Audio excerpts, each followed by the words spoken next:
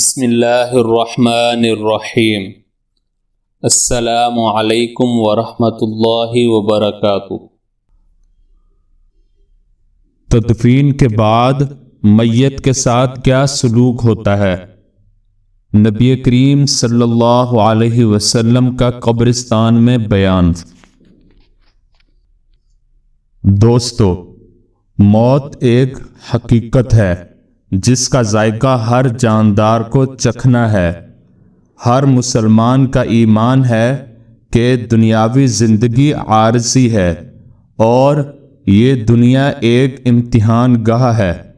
آخرت کی زندگی ہمیشہ کی زندگی ہے اور دنیا میں کیے جانے والے اچھے اور برے اعمال کا نتیجہ آخرت میں ملے گا۔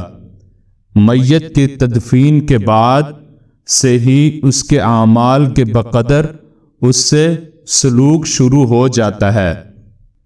حضرت براء بن عازب رضی اللہ تعالی عنہ کہتے ہیں کہ ہم ایک انصاری کے جنازے میں نبی کریم صلی اللہ علیہ وسلم کے ساتھ چل رہے تھے اور قبر تک پہنچے تو حضرت صلی اللہ علیہ وسلم وہاں بیٹھ گئے۔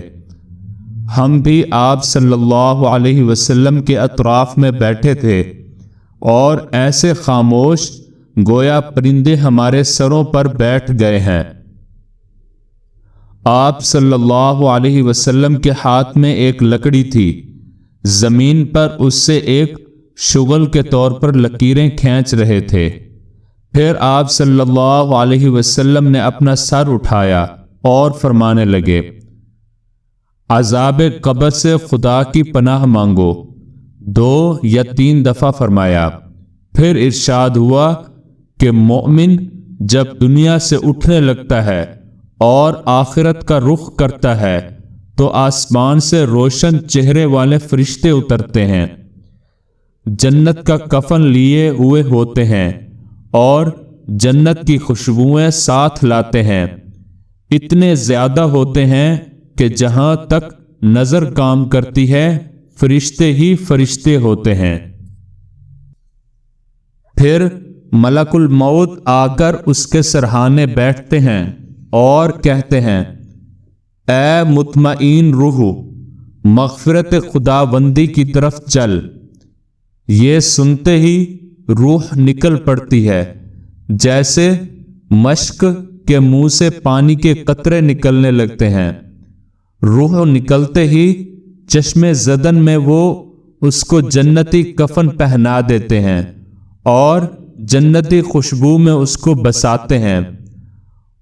وہ مشک کی ایسی بہتر خوشبو ہوتی ہے کہ دنیا میں جو بہترین ہو سکتی ہے، اس کو لے کر آسمان پر چڑھنے لگتے ہیں۔ جہاں کہیں سے گزرتے ہیں فرشتے کہتے ہیں کہ یہ کس کی پاک روح لے جا رہے ہو؟ کہا جاتا ہے کہ فلاں ابن فلاں کی۔ آسمان تک پہنچ کر دروازہ کھول دیا جاتا ہے۔ ان کے ساتھ دوسرے تمام فرشتے بھی آسمان دوم تک ساتھ آتے ہیں۔ اسی طرح آسمان با آسمان 7ویں آسمان تک پہنچتے ہیں۔ اب اللہ تعالی فرماتا ہے کہ میرے اس بندے کو علیین کے دفتر میں لکھ لو اور زمین کی طرف واپس کر دو، کیونکہ میں نے اس کو مٹی ہی سے پیدا کیا ہے، اس کے اندر اس کو واپس کرتا ہوں اور پھر دوسری بار اسی کے اندر سے اس کو اٹھاؤں گا۔ اب اس کی روح واپس کی جاتی ہے۔ یہاں 2 فرشتے آتے ہیں، اس کے پاس بیٹھتے ہیں اور پوچھتے ہیں کہ تمہارا رب کون ہے؟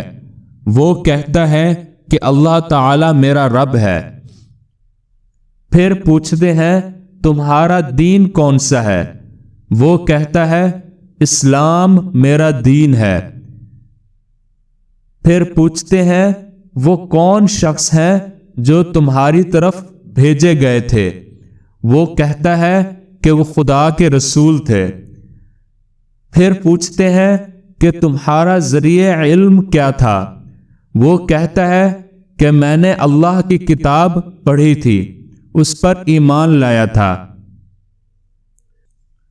اب آسمان سے ایک ندا آتی ہے کہ میرے بندے نے سچ کہا، اس کے لیے جنت کا فرش لاؤ، جنت کے کپڑے پہناؤ اور جنت کا ایک دروازہ اس کے لیے کھول دو تاکہ جنت کی ہوا اور خوشبو اس کو پہنچتی رہے۔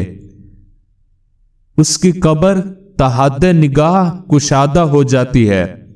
ایک خوبصورت شخص اچھے لباس میں، خوشبو میں بسا ہوا اس کے پاس آتا ہے اور کہتا ہے، خوش ہو جاؤ کہ تم سے جو وعدہ کیا گیا تھا آج پورا کیا جاتا ہے۔ وہ پوچھے گا، تم کون ہو؟ وہ شخص کہے گا، میں تمہارا عمل صالح ہوں۔ تو متوفی کہے گا، اے خدا، اسی وقت قیامت قائم کر دے، میں اپنے اہل اور مال سے ملوں گا۔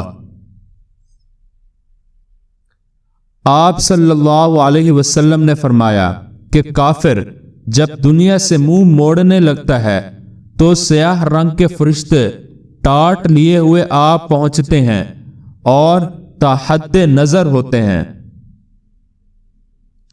اب ملک الموت آتے ہیں اور کہتے ہیں کہ اے خبیث روح، نکل اور خدا کی ناراضی اور غضب کی طرف جا۔ تو وہ جسم کے اندر گھسنے لگتی ہے۔ فرشتے اس کو کھینچ کر نکالتے ہیں جیسے کہ لوہے کی سیخ بھیگے ہوئے بالوں کے اندر سے نکالی جاتی ہے۔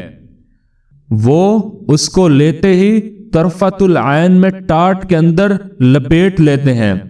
اس کے اندر سے سڑے ہوئے مردار کی طرح بدبو نکلتی ہے۔ اس کو لے کر آسمان پر چڑھتے ہیں اور جہاں کہیں سے گزرتے ہیں فرشتے پوچھتے ہیں، یہ کس کی خبیث روح ہے؟ کہا جاتا ہے کہ فلاں ابن فلاں کی، اور جب آسمان پر پہنچ کر کہتے ہیں کہ دروازہ کھولو تو نہیں کھولا جاتا ہے۔ اب اللہ پاک فرماتا ہے کہ اس کو زمین کے طبقہ سجین میں لے جاؤ، چنانچہ اس کی روح وہاں پھینک دی جاتی ہے۔